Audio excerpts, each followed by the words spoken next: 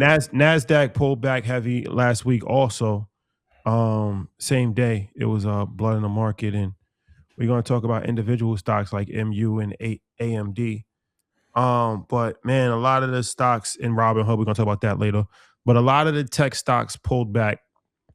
And this was done mainly because of like another DeepSeek moment. And partially. Once again, the fear of an AI bubble has come, and that's something that's been talked about since last year. And fears of not properly having the revenue to match these valuations and not really fulfilling its potential. So that was a moment. A lot of the stocks fell pretty drastically. So was that a buying opportunity for the NASDAQ tech stocks, or was it an early warning of what's to come? Well, let's not skate over the point that you made. Do we think this is a bubble? No. If we're just going off of valuation, potential return on CapEx spending outside of the big seven, do we think that Salesforce will emerge from the dead with the use of AI, or companies in that B tier, C tier class? Which question should we answer? Which question should I answer first? Is it a bubble? I think that is definitely a bubble. I don't. When will a bubble pop is a question. Yes. Yeah. And even if a bubbles is not necessarily a bad thing though, because it's needed. Because you can't just be inflated. A lot of companies have been inflated that don't deserve to be inflated. It's all based off of expectation.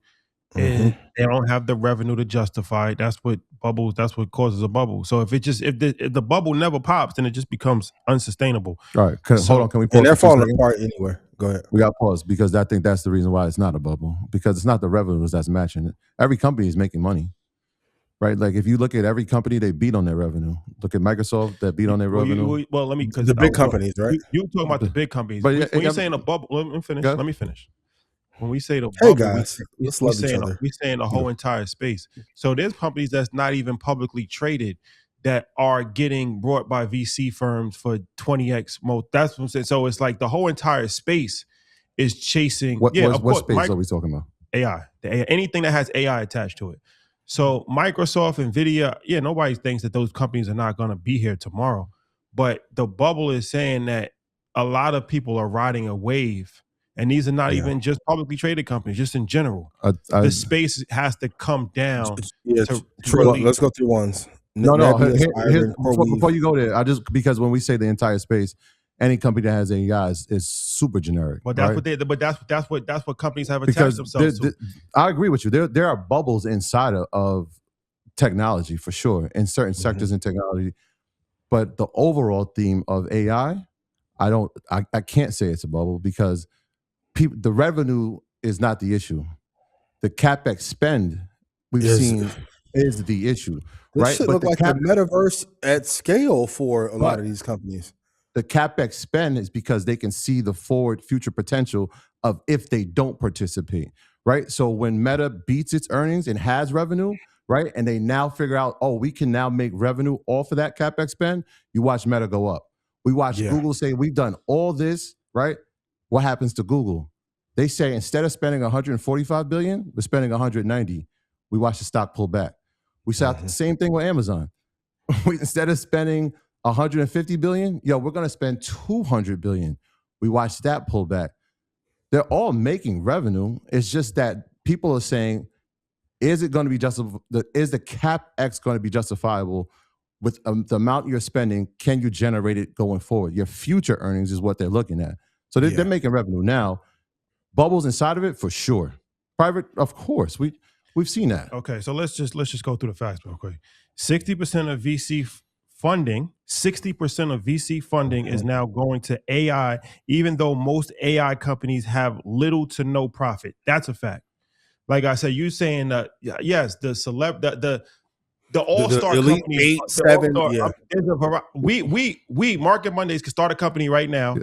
If we're in Silicon Valley and come up with a thesis and have the right connections and say, okay, it's AI related and now we can raise $100 million. That's actually what's happening in real time. Who leads the market? 70, let me just finish. 70% of AI startups are unprofitable, mainly due to GPU, cloud, and model costs. 70%. Okay. 70% of these companies are not profitable. Okay. Right? That's not a sustainable model. 90 to 95% of corporate AI projects fail to deliver meaningful ROI. Right? And then the list goes on. So, but that's ChatGPT. I'm talking about what I'm saying is coming from the actual facts of reports that these companies are. All those companies. Saying reports but let me finish. Can I finish? Of the Mag 7. Can I finish? You're saying reports of the Mag 7. I'm not. The space for a bubble to pop it's a more broader. It's still a publicly traded company. It's a top 200 company. My brothers, I'm sick, my brothers. Hold on. I'm saying, can I go now? I allowed you to go. Can I go now? Right. Thank you. But to be clear, I think we're just talking about the ones outside of the top 7. I'm not. So Broadcom is not a top 7. It's TSM, still a top 100, 200 company so in the world. What I'm saying we're saying is that there's 100,000 companies. Can I finish? Is that okay if I finish? Ian, what's your thoughts? I'm asking if I can finish. We don't have to. Ian, I'll give you a chance. Can I just finish? Is that okay with you? Go ahead. All right, perfect. When you're talking about startups, we're not talking about those companies don't lead the market. We already know that those Mag 7 or that Core 10 or whatever we want to call them, and you can include Lilly inside there as well, and you can include some of these other companies that are leading in that AI space, that data center build-out space. Those are leading the market. Of course, there are going to be plenty of startups, and we know that. We're not going to get funded for that, and a lot of them are not going. So are there going to be bubbles inside of it? Of course. Is AI a bubble? No. That's what I'm saying. Ian, okay, that's your opinion. Ian, what's your thoughts? I think you guys are arguing 2 different points, but I want to bring it home. Okay, good. NVIDIA, is AI technology going to go away? No. Do I think Oracle was overvalued because of it? Figma, Trade Desk, I love y'all at Supermicro. Supermicro had no reason to go up 1,000%. Most people still can't name the CEO of Supermicro or one product that they have. So do I think this will be in phases? Absolutely. Do I think we're in a bubble? Absolutely. Okay. Like just the fact that NVIDIA and Microsoft have been flat or ranging for a year, there are some signs that they're trying to wash out. It's like the Noah's Ark moment, right? The Elite 10 or Elite 8 will be on the Ark, no pun intended. Right. And a lot will be washed out. And now we're going to see phase 2 of the building, right? And then phase 3 in maybe 4 or 5 years. AI as a whole, is it a bubble? No. But do we have some companies that should not have been up 500% because of AI? Absolutely. Absolutely. Right. I'll make this last point because I'm glad that you brought up the consolidation. So Microsoft has consolidated over the past 2 years, would you say? Definitely 18 months for sure, yeah. Okay. NVIDIA has consolidated over the last year, would you say? Yep. How about Apple? I mean, Amazon? Yeah. Same thing, Amazon, right? Yeah, same. Right? Yeah. The NASDAQ has hit an all-time high this year with all that consolidation, right? I agree.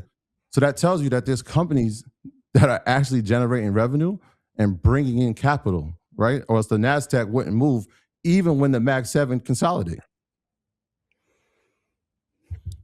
Yes, but 2 things can also be true. I'm not like my stance is very clear. Do I think there's a bubble? Yes. Yeah. Like, I understand. Yeah. Do I think some companies benefited from AI? Like Salesforce. I love Mark Benioff. I do. He can't sell me that they were a fucking leader in AI when they were turning down the meetings from NVIDIA 4 years ago. So they paid the price. Are you putting the death stamp on Salesforce? No, but I will also say this: if all of us got $1 million in today from Charlemagne to come with him at Netflix, none of us will put the money in the Salesforce first. No, that's fair. I can name 20 companies off the top of my head that would give me a better return than Salesforce, and I think they got comfortable and were behind the 8 ball and reacted too slowly.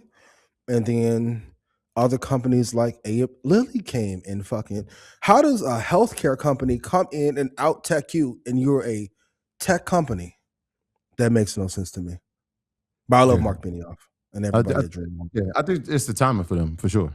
I think it's the time of it because it feels like AI should definitely what they do as an operational business. AI it makes was like a perfect it sense, makes right? perfect sense for them to be like the first adopters, and they should see the most benefit. And that hasn't happened, but maybe it does happen. We'll see. So AI bubble 2 against 1 on that. We'll see what happens. We're a family. Now, we're not ganging up on each other. No. I'm saying you think it's a bubble. I think it's a bubble. Troy doesn't think it's a bubble. Only time will tell. We'll see. We'll see what happens. Dan Ives doesn't think it's a bubble. The second part of the question is it was that the opportunity to buy, or was that a warning of what could potentially happen greater later? For the NASDAQ, I think it was a 1.5% drop. Like, I think people were too, don't get me wrong, from 25 down to 24 and some change, maybe scary if you're new. That's not a real move down to the downside. Like what we had in March of last year from 21 down to 16,475, that's scary. That's a good opportunity to buy in. And the point that Troy's making that I agree with, the greatest companies are retooling, like Walmart. Walmart doesn't get talked enough about in this. Walmart is doing, in my opinion, a little bit of a better job than Amazon. They're quietly executing, right? So the greatest companies in NASDAQ and Dow are recalibrating for this new era. So there's no need to have all this fear around what the market is going to do. But a 1.5%, 2% drop, what are you scared about? That's an intraday move. You shouldn't be worried about that at all. It feels away when you don't have a plan. Yep, I think that's for sure. If any turbulence is upsetting. It's like, oh my gosh. And I'm only saying that because I've experienced that, right? When like you didn't stick to the plan and it was like, you know what? I said I'm going to sell it at 100%, but it went up to 116. Maybe tomorrow it goes up to 140. And then Thursday happens and you're now at 60%. And you're like, damn, oh my gosh, what should I do now? I might as well just keep the 60% gain because it could go to 10 and maybe I won't have it. And so if you don't have the plan, then it gets a little tricky. But I mean, I would say it wasn't even, was it worth panicking? No, it was interesting to watch. I think this is another consolidation. If we look at the index itself, if you go back 6 months, if you go back a year, it's been in between this 23,000. It's trying to get over 24,000. Like we like real close. We haven't crossed it yet. And so like, this is natural for it. This is like a natural process. And it's almost a healthy thing to happen. Yeah, 24,300 is a good area to get in. If you missed that, 24,420 is a good area to get in on NASDAQ if you're riding it to the upside. But all of this goes away if you hold for the long term. A lot of you are trying to take the advice that I give it and apply it to a 1 week option or 1 week swing trade. That's not what we're here for. But if you're here for amazing prices and want to know where to get in, go to ianinvest.com and join the Red Panda Stock Club. I've put out, I think this month, 75 stocks that all have 3 prices of what to enter. If I made you money, please put yes in chat. If you never want to have to guess about where to get in, where to get out, and don't want to have all this fear about where to invest, come join the stock club. If I made you money, please put yes in chat and listen the first time. Our 1.5% drop is nothing in comparison to what we could see later. And you get the news about where we're going to fall to damn near 2 or 3 months ahead. So I'm joining. That was worrisome. A 10% correction is going to give you a heart attack. Yeah, I'm not sure what's going to happen. Like some of y'all going to have a heart attack when I side knock on your door in 14. Easy. We'll talk about it Wednesday. Easy. Stefan. You may have lost the game, but you won the war, my boy. You may have lost the game, but you won the war. Boy can't put his family in the front row. That's what this is all about? That's what this is all about? You knew. We can't even follow each other no more? Dang, that's crazy. Damn. But the breakup right before the Valentine's Day be a vibe, though. Save you money. Damn, for sure. I got to go back and watch the episode from last week, Troy. I'm taking more notes. I'm trying to. Thank you. Appreciate that. Yes. Teach me how to love. Yes. This is just entertainment. I'm healing and growing. Show me the way to surrender my heart.